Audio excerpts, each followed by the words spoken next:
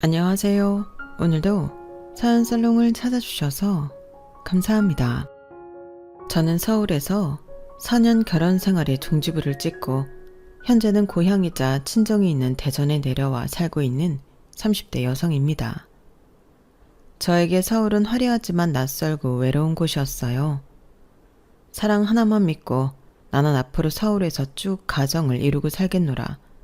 그런 결심으로 서울로 올라왔는데 서울은 제가 뿌리 내리고 살 곳은 아니었죠.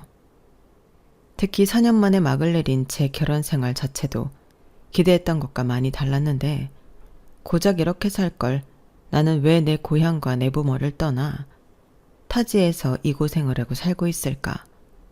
회의감이 들어 힘들었어요. 게다가 그럴 줄 몰랐지만 시댁 눈치도 솔찬히 많이 보고 살았는데 그렇게 살다 보니 씩씩하도 건강하던 저도 살짝 향수병 비슷한 우울증이 찾아왔어요. 하지만 남편을 포함해 그 어떤 식구들도 제 우울증을 인정해주지 않았는데 그래서 살려고 저는 이혼을 결정했죠.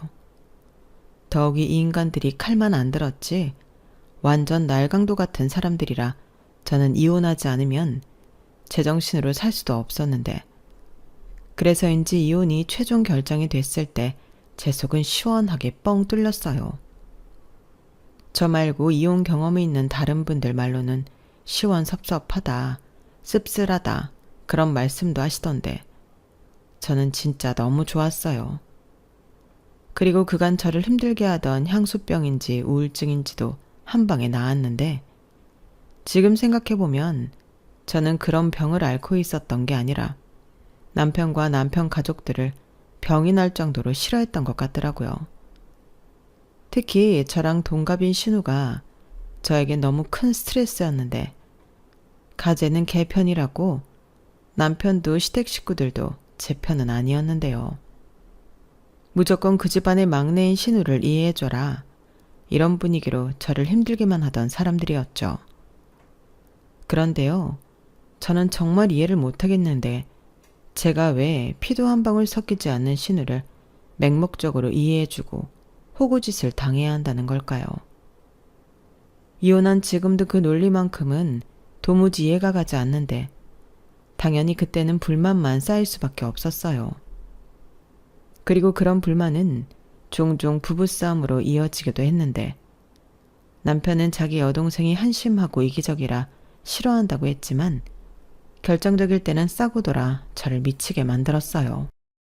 저는 그때 제 처지를 분명하게 알았죠. 그 전까지는 안타깝게도 제가 현실을 잘 몰랐는데 저는 결혼 전부터 시부모님도 너무 쿨하시고 동갑인 신우도 상식과 개념이 있다고 생각했거든요. 하지만 개념은 무슨. 신우는 제가 본 인간 중에 또라이도 그런 쌍또라이가 없었는데요. 일단 저랑 동갑이었던 신우는 저희가 결혼할 때까지도 제 짝을 찾지 못한 솔로였어요.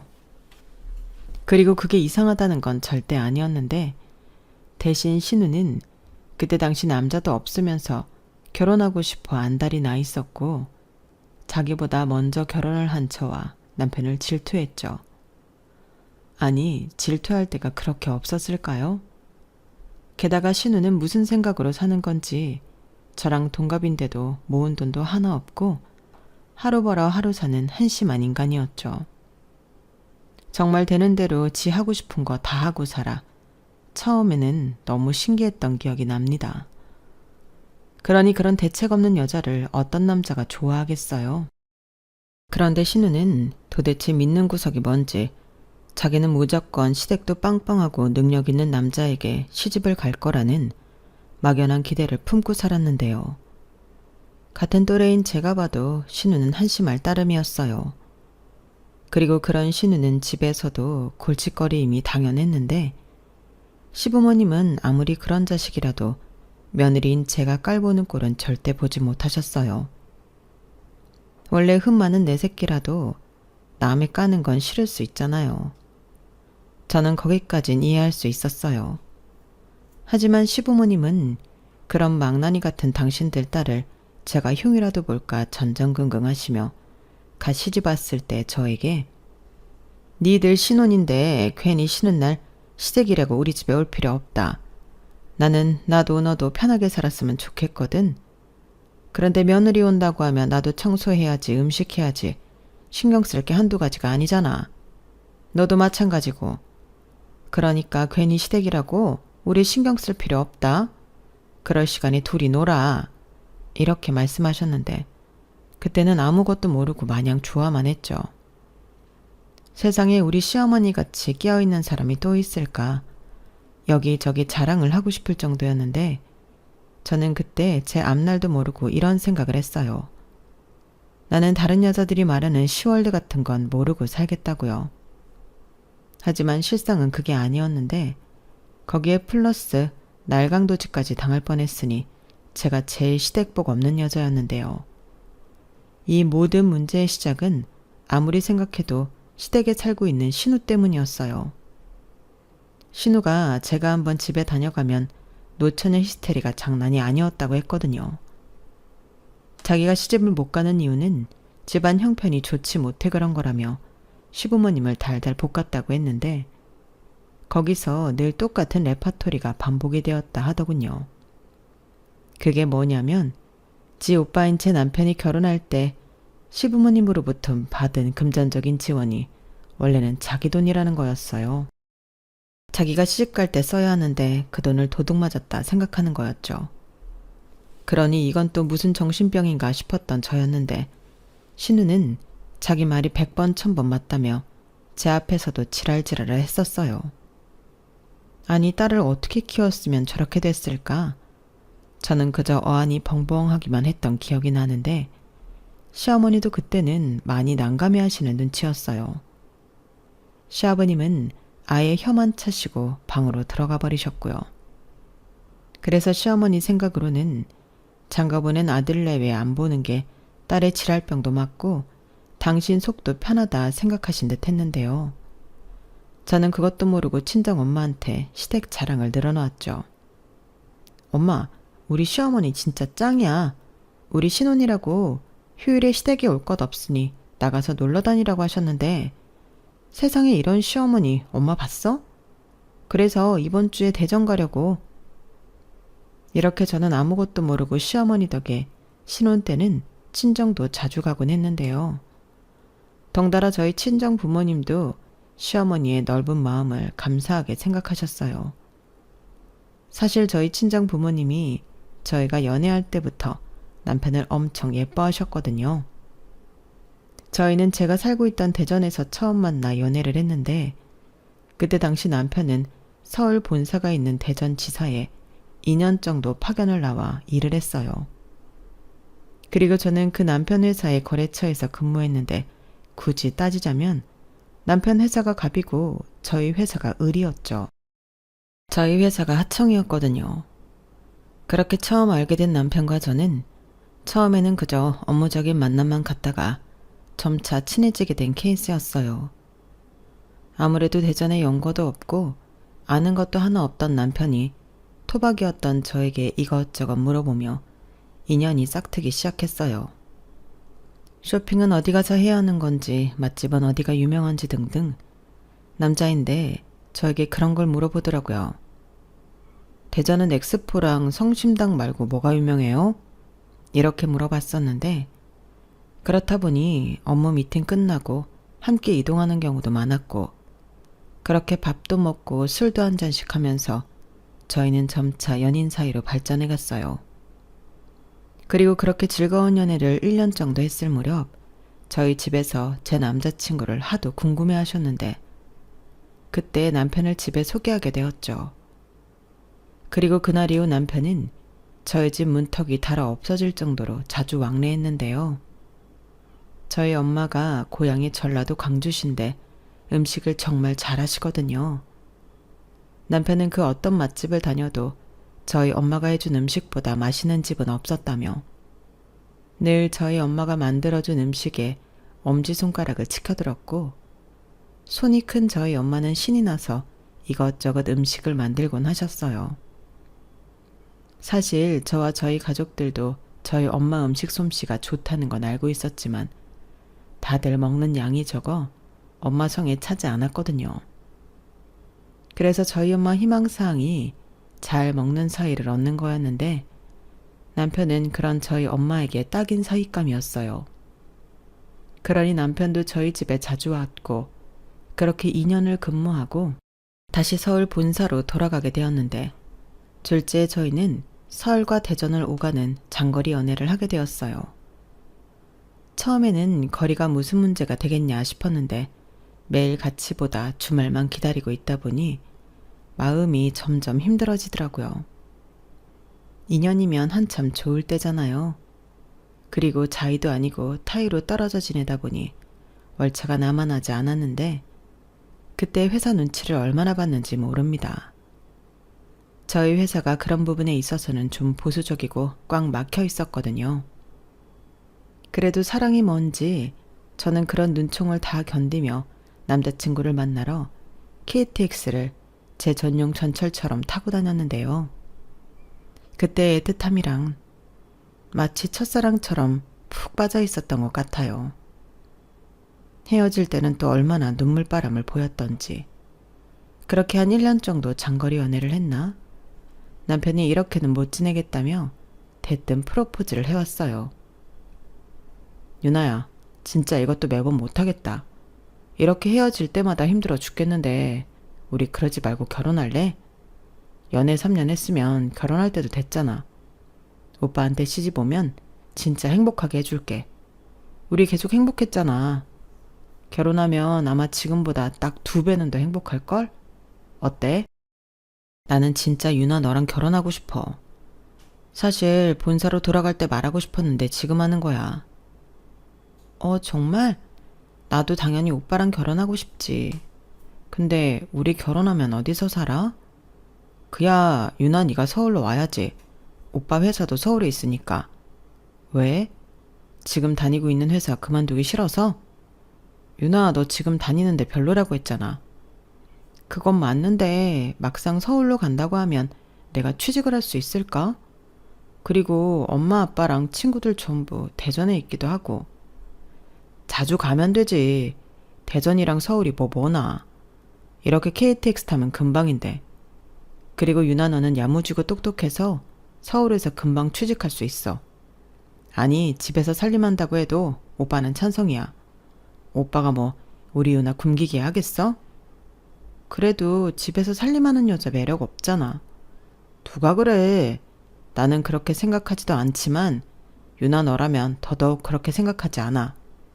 그러니까 이것저것 따지지 말고 오빠한테 시집와. 응?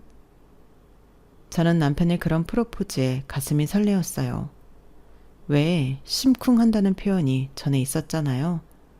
딱 그렇게 심장이 쿵쿵쿵 하고 마구 떨리는 기분이었는데 현실을 생각하면 정말 이대로 결혼을 해도 될까?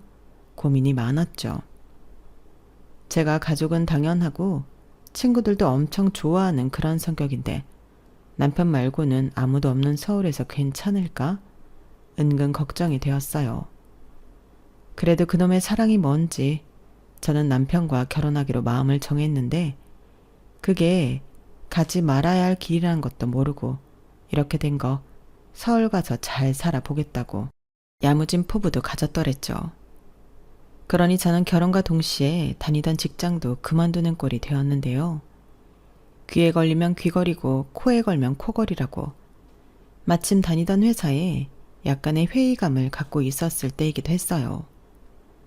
제가 당시 다녔던 회사는 가족회사로 대표님 및 간부 임원들이 모두 가족이었는데 그렇다 보니 제가 성과를 내도 승진의 가능성은 없었거든요.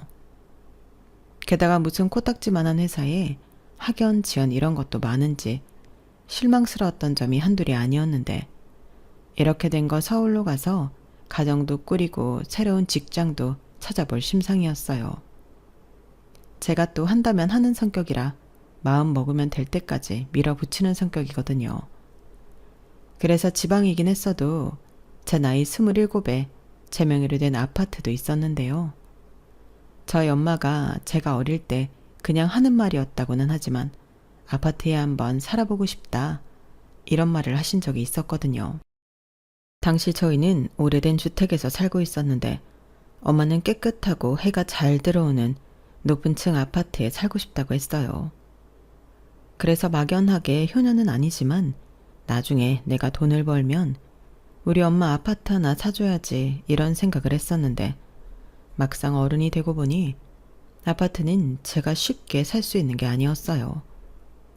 하지만 결단코 불가능한 일도 아니었는데 그래서 공격적으로 청약을 시작해놓기 시작했고 운이 좋았는지 역세권에 위치한 30평대 아파트에 당첨이 되어 꿈만 같았죠. 물론 완공이 되기까지 그 아파트 대출 갚느라 고생을 엄청 했죠. 막판에는 부모님 도움을 받아 내 집 마련에 성공하게 되었어요. 당시 살던 주택을 팔아 저희 부모님이 대출금을 모두 갚아주셨거든요. 그러니 달리 그 아파트 대출 빚도 하나 없이 살게 되었는데 다들 그 사실에 저더러 대단하다고 칭찬해 주셨는데 저도 부모님의 도움이 없었다면 불가능한 일이라 마치 저 혼자 잘해서 그런 게 아니라고 겸손을 떨었어요. 겸손이나 마나 그게 사실이라 그렇게 말한 거기도 했는데 어차피 저는 외동이라 부모님이랑 같이 살 생각이었거든요. 명의도 엄마 아빠 공동명의로 해드릴까 고민도 했었는데 그건 저희 엄마 아빠가 싫다고 거절하셨어요. 도움은 도움이고 앞으로를 위해서라도 제 이름으로 갖고 있는 게 맞다고 하셨는데 남편은 제 명의 아파트를 그때는 몰라서 당연히 부모님 명의로 알고 있었죠. 그러다 결혼 이야기가 오가며 친정 아파트가 제 명의라는 걸 알게 되었는데요. 솔직히 저는 부모님이 살고 계시기에 그 집을 어떻게 하겠다는 생각이 없어서 남편에게 말하고 싶지 않았어요. 하지만 제가 이미 소유하고 있는 자산이라 배우자한테 알려줘야 한다고 누가 그랬는데 그때는 부모님 돈도 일부 들어있으니 저희 부모님도 지분이 있다고 생각했어요. 감사하게 빌려주신 돈은 갚지 않아도 된다고 하셨으니 저는 그렇게라도 똑같이 편의를 봐드리고 싶었는데요. 부모님 생각은 그게 아니셨나 보더군요. 막상 제가 시집을 가게 되었으니 부모님 입장에서는 이 집을 어떻게 해야 하나 고민하는 눈치셨는데요. 저는 분명히 말씀드렸죠. 명의는 내 거지만 내가 사들인 엄마 아빠 집이야. 고민할 게 뭐가 있어? 엄마 아빠 지분도 있는데 당연히 그냥 지금처럼 사는 거지. 나는 따로 모아놓은 돈도 있고 가서도 열심히 살 거니까 걱정하지 마. 이렇게 말씀드렸습니다. 그래도 딸이 힘들게 산 아파트에 주인인 딸도 없이 두 분만 사는 게 저희 부모님은 못내 마음이 불편하신 모양이었어요. 그래서 정말 어렵게 물려받고 내내 팔지 않았던 땅까지 팔아 1억이란 돈을 만들어 주셨는데 제가 당시 갖고 있던 돈 6천만 원이랑 합쳐 저는 1억 6천을 가지고 결혼을 하게 되었어요. 지금 생각하면 그럴 필요가 전혀 없었는데 너무 죄송한 마음밖에 들지 않는데 그때는 어지간히 저도 철이 없었는지 그 돈이 마냥 반갑기만 했어요. 그리고 남편도 당시 1억 4천 정도 있다고 했는데 그렇게 저희 두 사람은 둘이 합쳐 3억을 들고 결혼을 하게 되었죠. 3억이라니 제 입장에서는 엄청 큰 돈이라는 생각에 혼자서 이 돈이면 서울에 집도 사고 결혼식 비용을 뺀 나머지로 혼수를 해도 차고 넘칠 줄 알았는데요. 제가 3살 물정을 몰라도 너무 몰랐어요. 서울은 집값부터가 완전히 다른 곳이었는데 그걸 몰랐던 거죠. 그러니 3억을 다 줘도 어디 제대로 된 집을 구할 수가 없는 현실에 저는 기가 막혔고 마치 같은 나라가 아닌 다른 세상에 떨어진 기분이었는데요. 그도 그럴 게 대전에 있는 제 아파트 같은 게 서울에서는 10억이라고 했거든요. 아니 서울 땅은 뭐 금으로 되어 있나요? 그저 놀랄 노짜였는데 저는 그때부터 좀 막막했어요. 큰돈을 가지고 시작한다 생각했는데 3억은 3천만 원 정도의 가치밖에 되지 않는 것 같더라고요. 다행히 시댁에는 이런 고민을 하고 있는 저희를 위해 도움을 주시겠다고는 하셨는데 세상에는 공짜가 없으니 저는 사실 부담을 많이 느꼈어요. 이혼한 지금 그 돈을 받는 게 독이라는 걸 제가 본능적으로 알아차렸던 것 같은데 훗날 신우가 그 돈 가지고 지랄할 줄 모르고 저희는 감사하다 몇 번이고 인사를 하며 1억이란 돈을 받았는데 그 덕에 저희 부부는 남편 회사 근처 신축 아파트 전세에 들어갈 수 있었어요. 서울의 신축 아파트는 옵션도 좋고 어차피 우리 집도 아니니 혼수를 이것저것 사고 싶은 마음이 없었어요. 그럼에도 불구하고 저희는 완전 빠듯하게 맞춰 결혼을 했죠. 그리고 결혼한 후에도 여유는 없었는데요. 서울의 물가는 확실히 체감상 다르더라고요. 게다가 시댁도 서울이니 시부모님을 뵐 때면 적지 않은 돈을 저희가 부담하기도 했는데 그래서였을까요? 돈에 쪼들리고 심적으로 힘들 때면 그래도 나는 대전에 아파트가 있다고 생각을 했어요. 그때 마침 운이 좋게도 아파트 값이 계속 오르고 있다고 했는데 그 사실에 남편도 관심이 많았더랬죠. 결혼 전에는 부모님이 살고 계시니 자기는 생각도 하지 않겠다고 했는데 웬걸 남편은 걸핏하면 제 아파트가 얼마나 올랐는지 물어보는 거 있죠. 자기는 왜 그게 계속 궁금해? 언제는 우리 부모님 살고 계시는 집이니까 신경 안 쓴다며. 그래, 신경 안 써. 그래도 궁금할 수는 있는 거잖아. 내가 뭐 그 집을 팔기라도 하재? 유나, 너도 좀 웃긴다. 이젠 네 집이니까 남편이 나도 신경 끄라는 거야? 아니, 자기가 자꾸 궁금해하니까 딴 생각하는 것 같잖아. 그 집 명의는 내 이름이라도 엄마 아빠 돈도 들었고 우리 결혼할 때 돈 해준 거 알지? 그러니까 아무리 집값 올랐다고 해도 딴 생각하지 마. 안 해. 사람을 뭘로 보고. 내가 앞으로 물어보나 봐라. 남편은 그렇게 말하고 살짝 삐친 얼굴이었는데 확실히 남자는 결혼 전과 후가 그렇게 달라지더라고요.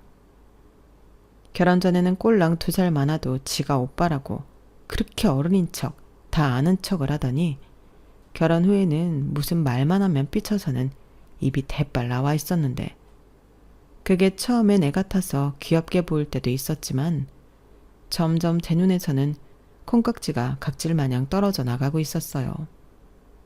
더 이상 귀엽지 않더라고요. 그래도 그때까지는 남편도 제 마음과 같다고 믿으며 그저 우리가 지금 서울에 집이 없으니까 마음의 위안이나 삼으려 대전에 있는 아파트를 물어보는 거라 생각했는데요. 시간이 지나고 저는 그게 아니라는 걸 알게 되었어요. 그때 느꼈던 배신감은 말로 다할 수가 없을 정도로 심각했는데 하필이면 그때 제가 고향이 그리워 마음에 병을 얻고 힘들어할 때였거든요. 그래서 이혼까지 하게 되었죠. 만약 그 인간이 아니 그 인간들이 그런 불순한 마음을 품지 않고 타지에서 혼자 힘들어하는 저를 보듬어줬다면 오늘날 같은 일은 없었을 텐데 그들은 제가 시집을 왔기 때문에 자기들이 그런 억지를 부리면 따라줄 거라고 생각했나 봐요. 하지만 저는 호락호락하지 않았는데 그때 그나마 결혼하고 1년 만에 취직을 해서 일하는 걸로 그런 마음을 대신했던 것 같아요. 제가 어렵게 들어간 그 회사는 많은 사람들이 꺼려한다는 스타트업 회사로 일도 많고 넘어야 할 산이 많았는데 저는 오히려 그게 더 좋았어요. 집안이 시끄러우니 밖에서 일하는 게 너무 다행이었거든요. 그리고 제가 원래 성격도 그렇지만 취직한 후로는 아무리 서울이라고 해도 악으로 깡으로 열심히 버티고 살 생각이었는데 당시 저를 뽑아준 대표님이 너무 좋으신 분이셔서 저는 희망을 품고 살았어요. 제가 한 번은 대표님에게 지방대 출신인 저를 왜 뽑으셨냐 여쭤보니 유나 씨는 할 줄 아는 게 많으니까 뽑았죠. 지방대면 어때요? 자격증도 많고 그때 냈던 포트폴리오도 너무 훌륭했는데 그걸 보고 안 뽑으면 그게 이상한 거지. 나는 유나 씨한테 진짜 기대가 커요. 우리 진짜 잘해봅시다. 내가 빈말은 못해서 고생 안 시킨다는 말은 못하는데 성과만 돼요. 그럼 내가 보상은 책임지고 해줄 테니까.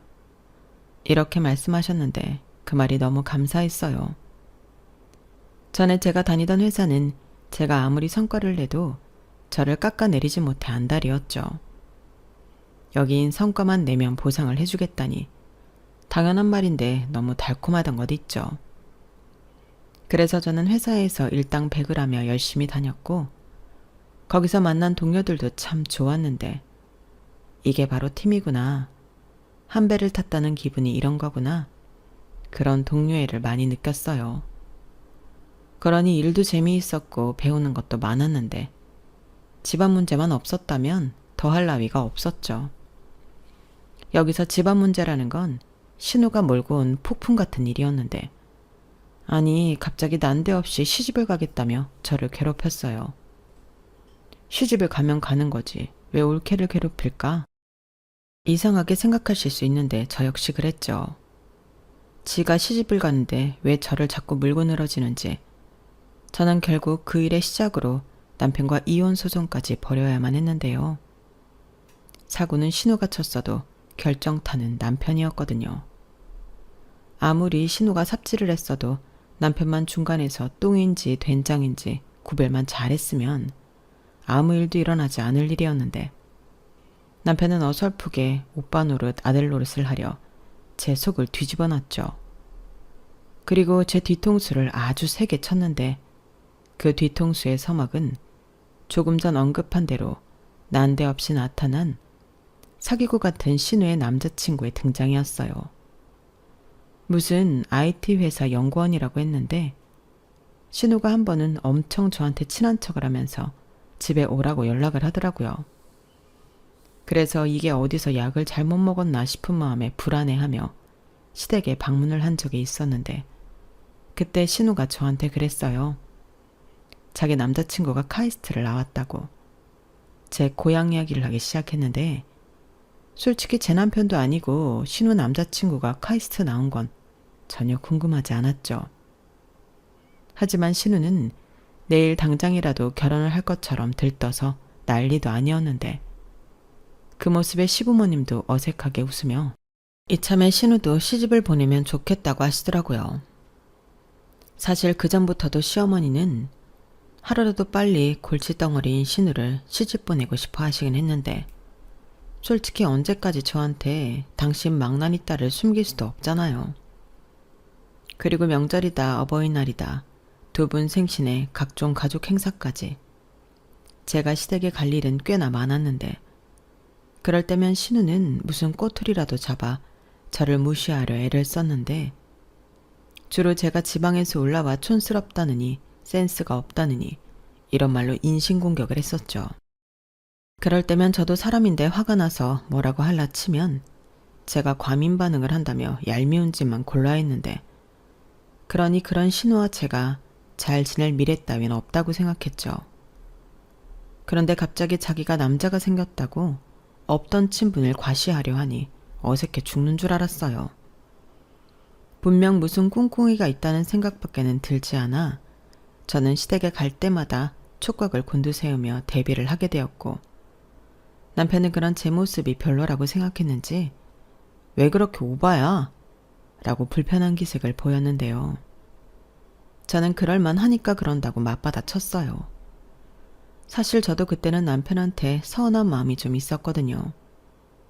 제가 취직이 되지 않고 서울에서 혼자 외로워할 때 남편은 그런 저를 거들떠도 보지 않았는데 오히려 저에게 지방대 나와서 그런가 보네 하며 비수를 꽂은 인간이었어요.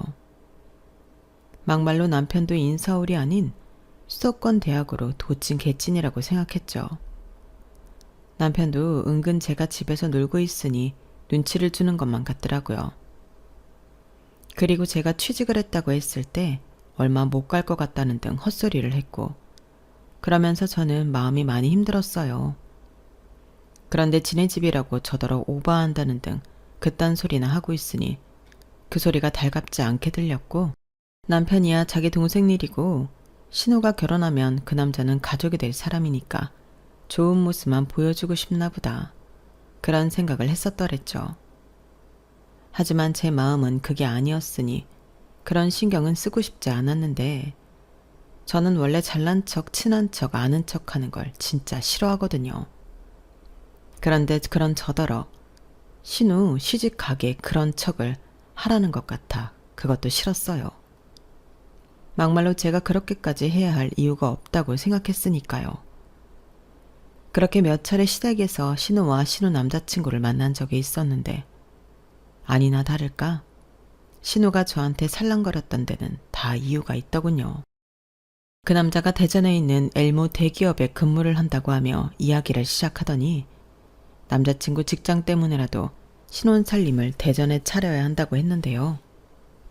갑자기 대전에 제명의 아파트가 있으니 그걸 자기한테 팔라고 하더군요. 자기가 가지고 있는 거랑 대출 조금 받으면 제 아파트를 살 수 있다고 저더러 팔라고 하는데 그 소리를 듣고 얼마나 당황했는지 몰라요. 그도 그럴 게 저는 시부모님이든 신우한테든 대전에 제 명의집이 있다고 한 적이 없었거든요.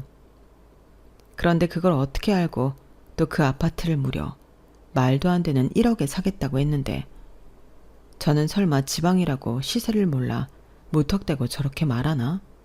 어이가 없었어요. 그래서 무슨 말이냐고 지금 그 아파트는 금매를 내놔도 3억 이상이라고 정색하며 말했는데 신우는 이미 제 아파트 시세를 다 알아봤는지 놀라지도 않고 희죽 웃으며 가족끼리인데 좀 싸게 주면 안 되냐고 했어요. 와, 그 소리를 듣는데 진짜 황당해서 말이 안 나오더라고요. 무슨 가족 할인 타령인 건지 말도 안 되는 소리잖아요. 그래서 잠시 진정을 하고 말을 이어갔는데 신우는 제 말을 들을 생각도 하지 않았어요. 그냥 지 고집대로 밀어붙일 생각이었던 거죠. 아가씨, 아무리 그래도 그건 억지죠. 아무래도 아가씨 오빠가 얘기를 한 모양인데 그 집에 저희 부모님 살고 계신 거 알죠? 저는 그 집 제값을 준다고 해도 팔 마음 1도 없어요. 그러니 포기하고 다른 집 알아보세요. 어머 언니, 가족끼리 진짜 너무하네. 내가 돈이 없으니까 부탁하는 거잖아요. 그리고 언니네 부모님은 집이 없어요? 왜 딸도 없는데 딸 집에 살아요? 뭐라고요? 지금 뭐라는 거예요? 그 집이 4명이긴 하지만 저희 부모님 집이기도 해요. 그 집 살 때 보태준 돈도 많고 저 결혼할 때도 1억 해주셨거든요. 말 잘했네요. 언니 우리 집에서 1억 해줬잖아요. 그 돈 제 결혼 자금이었거든요. 그런데 오빠가 결혼할 때 돈 없다고 해서 그 돈 보태줘서 지금 제가 돈이 없는 거예요. 아니면 저 돈 합쳐서 저도 집 구했죠. 왜 그걸 저한테 따져요? 저는 그냥 해주셔서 받은 것 뿐이에요. 그게 아가씨 결혼 자금이었으면 어머님 아버님한테 따져야죠. 따졌죠. 근데 말이 통해요? 이미 언니랑 오빠가 써버렸는데 말해봤자죠. 그래서 저도 언니한테 그 돈 받겠다는 거예요. 집으로 대신. 진짜 말이 안 통하네요. 됐고요. 저는 팔 마음 없어요. 그리고 자기도 나 좀 봐. 왜 아가씨한테 쓸데없는 소리를 했어? 아니 나는 그냥 어쩌다 보니까 말이 나왔지. 근데 그게 뭐? 가족들한테 숨겨야 하는 일이야? 집이 있는데 왜 말을 못해? 뭐라고? 자기 때문에 이 사단이 났잖아. 내가 집 있는 걸 아니까 아가씨가 저런 억지를 부리고. 그냥 좀 도와줄 수 있으면 좋지. 막말로 장인 장모님 언제까지 사신다고. 지금까지 편하게 사셨으면 이젠 아무 데서나 살아도 되잖아. 뭐? 저는 남편의 그 말에 충격을 받았어요. 속으로 내 부모를 저렇게 생각하고 있었구나. 그런 생각에 강한 배신감이 밀려들었는데 시부모님도 그런 자식을 말리기는커녕 사정이 그러니 이야기는 해볼 수 있는 거 아니냐고. 그냥 달라는 것도 아니고 1억에 산다고 하는데 그 1억으로 어디 작은 빌라 같은 데 가실 수 있는 거 아니냐 하셨어요. 그러니 이 집 구석이 순간 다 날강도처럼 보였는데 더는 말을 섞을 필요를 느끼지 못했죠. 저는 말 같자는 소리 그만 말하고 이런 말 할 거면 다시는 오지 않겠다고 시댁을 뛰쳐나왔는데 남편은 별것도 아닌 일로 열내지 말라며 자기 동생 처지 좀 헤아려 달라고 하더군요. 정말 불난 집에 부채질을 신나게 하는 남편이었는데 저는 남편이 제일 싫었어요. 자기는 사람이 왜 그래? 우리 엄마 아빠가 언제까지 산다고 아무 데서나 살아도 돼? 이게 말이니? 그럼 자기 부모님도 언제까지 산다고 그렇게 버티시는 거야?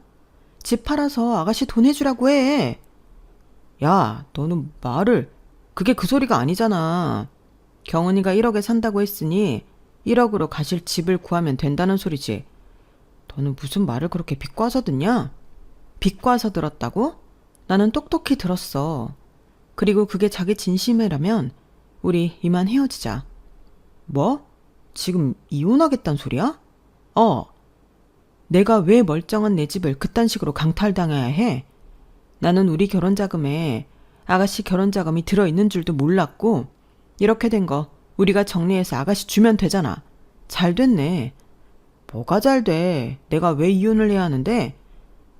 왜긴 내가 자기 그 못된 마음을 알았기 때문이지. 어디 장인장모가 사는 집을 빼서 자기 동생을 주려고 해? 그 집에 무슨 권리가 있다고? 아니, 나는 가족이니까 좀 편의를 봐줄 수도 있지 않냐는 거지. 그리고 유나 네가 싫다고 하면 그만이고. 그만? 이제 와서 그만? 아까도 말해보지. 유나가 싫다고 하면 그만이라고. 더는 말하지 말라고. 근데 아까는 왜 말 못했어? 이제 내가 이혼하자고 하니까 말 바꾸는 거지?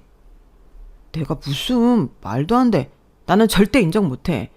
내가 무슨 잘못을 했다고 이혼을 해. 어디 내 동의 없이 할 수 있으면 해봐. 남편은 제가 이혼하자는 말에 저렇게 입에 개거품을 물고 덤볐어요. 저는 그런 남편을 보고 적반하장이라는 생각을 했죠. 지가 뭘 잘못했는지 반성은 못할 망정 저렇게 나오는 게 더 어이가 없었는데, 남매가 똑같은 건지 신우가 곧장 쫓아와 분이 안 풀렸는지 저한테 따지고 들었어요. 어떻게 생각도 하지 않고 바로 안 된다고 거절을 하냐고.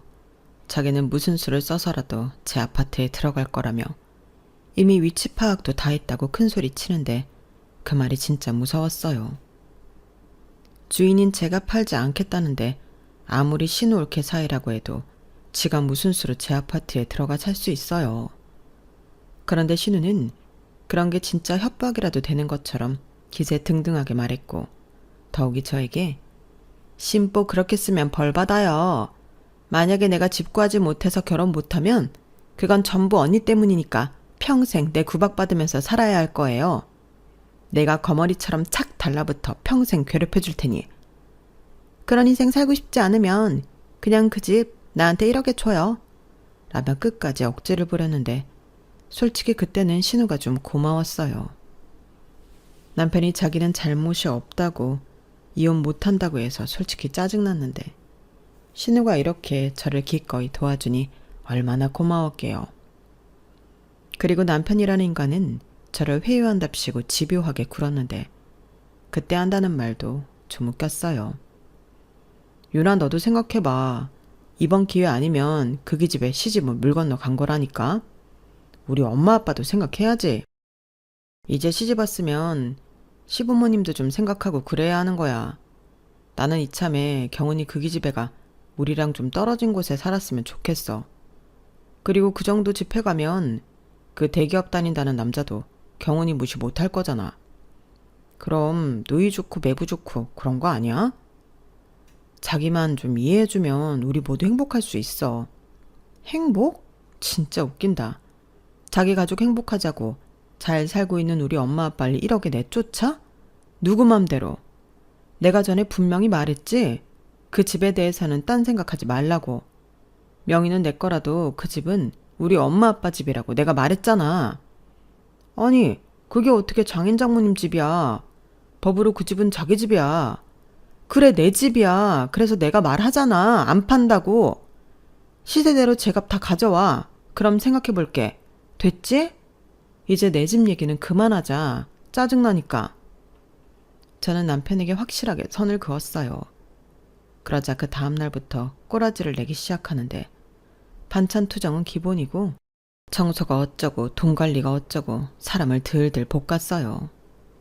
저는 그러거나 말거나 어차피 이혼하려고 상담받고 다녔는데 전에 신우가 쫓아와 협박한 거와 남편이 저에게 했던 말들 녹음한 걸 들려드리니 이혼 사유가 된다고 하더라고요. 그래서 서로 결혼할 때 들고 온 거 가지고 나가는 조건으로 이혼 소장을 작성했는데 그렇게 소장을 받으니 남편 놈 길길이 날뛰더군요. 이게 진짜 되는 거냐고 저더러 쇼하지 말라고 했는데 저는 오만정이 다 떨어졌는데 내가 왜 너랑 사냐고 따지니 그럼 위자료로 자기한테 보증금을 전부 넘기라고 하더군요. 자기라도 자기 동생 도와주고 부모님 모시고 살 거라고 하는데 아주 동생 생각에 눈물겨운 오빠의 모습이었어요. 하지만 제가 미쳤게요. 저도 절대 그럴 수 없다고 했죠. 그냥 각자 깨끗하게 들고 온 거 가지고 나가자고 했고 나는 아쉬울 거 없으니 싫으면 소송하겠다고 했어요. 그러자 남편은 집도 있으면서 저더러 욕심이 많다고 했는데요. 자꾸만 제 집을 들먹이는 그 남자의 심보가 참을 수 없었어요. 그래서 저도 정신적으로 너무 힘들어 이혼하는 점을 들어 위자료 청구를 했는데 지가 하는 건 괜찮고 제가 하는 건 문제가 있나요? 눈을 아주 까디짓고 덤비는 거예요. 제가 무슨 위자료를 받냐며 판사님 앞에서 저한테 삿대질까지 하는데 정말 가관도 아니었답니다. 저런 인간이 뭐가 좋다고 고향도 버리고 가족과 친구도 떠나 서울까지 왔는지 눈물이 핑 돌았는데 결국 그 난동으로 제 이혼은 수월했어요. 그렇게 보는 눈이 많은 데서 저한테 함부로 하는 모습을 보였으니 당연히 기세는 저한테 쏠렸죠. 그 덕에 저는 생각도 하지 않은 위자료까지 챙길 수 있었는데요. 액수를 떠나서 그냥 그놈한테 한 방 먹였다는 게 너무 고소했어요.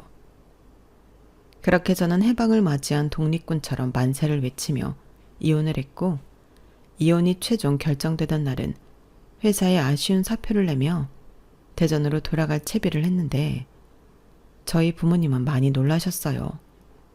제가 이혼했다는 사실을 그때 말씀드렸거든요. 그리고 믿었던 사위가 그런 생각을 하고 있었다니 저만큼이나 충격이 크셨는데 그 모습을 보는 것도 너무 죄송했어요. 내가 남자를 잘못 만나 내 부모까지 힘들게 하는 것 같아 죄책감이 컸었는데 그래도 뿌린 대로 걷는다는 말처럼 하늘은 제 편이었어요.